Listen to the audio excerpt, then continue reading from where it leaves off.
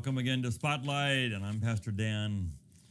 And we're looking at one of the time-old issues, and we've been around this other times, is where is God when you have problems? How do you connect with God? Sometimes the problems are what takes us away from God. We say, okay, well, God didn't do anything. Okay, forget it.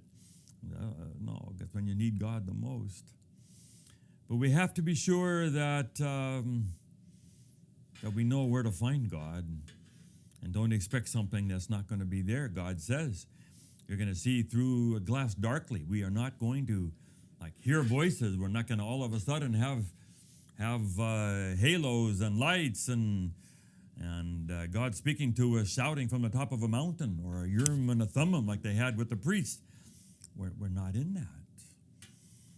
But God still speaks. God is still here. He's still on his throne. And it still makes a difference to be a Christian and to be a follower of Jesus. God says, I will be with you.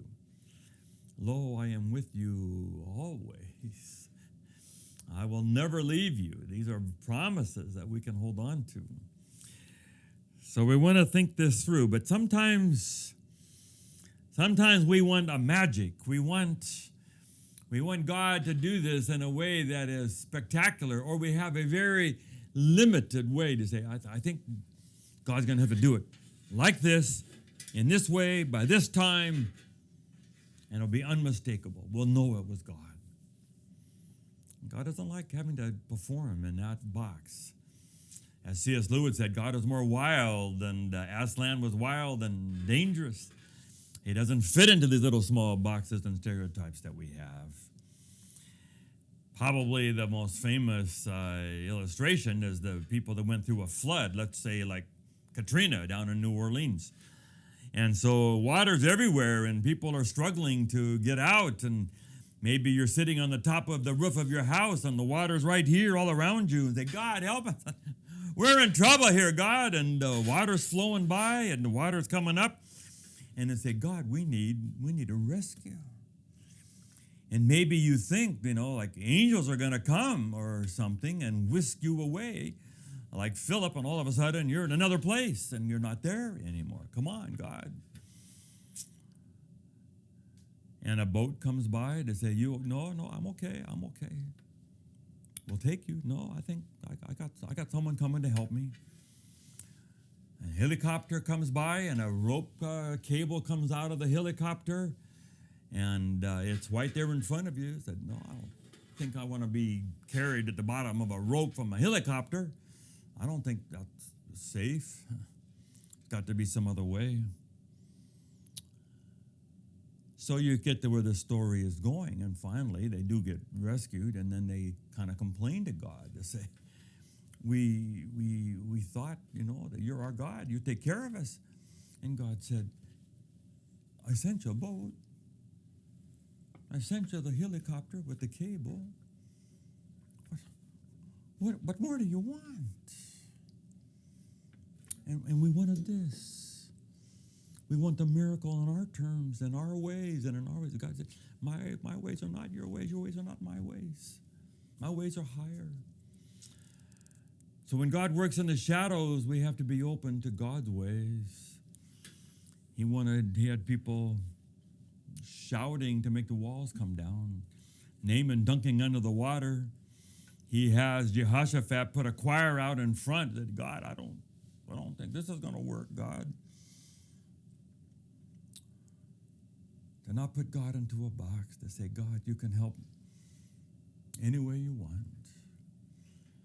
I can't tell you how many times I've been stuck. That's a problem in church. I cannot solve. The problem seems unsolvable. There's two mutually exclusive things here. And it's either one, if I do this, those bad things happen. If we do this, these bad things happen. And there's no solution that doesn't have a lot of bad things to it. And I can't see anything. And God, you're going to have to make one of these two sets of bad things go away. Change these people, do something. And somehow the next day there is a solution that I hadn't thought of. And God did have a way for us to wiggle through without offending this group or this group. There was a way that made it work. And a week later, it all went away. And we say, God, okay. Any way you want, God. Any way you want to do this is okay with me. Don't put limits on God. And learn to see where God is working in subtle ways. He may not just add money by magic to your checking account. He may get you a job. He may get you a job after your job. He may have someone bring a bag of groceries. He may use all kinds of ways that you could not have imagined. Just say, God, on your terms, God. Let's do this your way. That'd be good enough. That'd be good enough. So this is Spotlight. I invite you to give God a chance to solve whatever you've got going. But always add the phrase, your will be done, God, any way you want to do it. It's okay with me. It's a Spotlight. See you next time. God bless.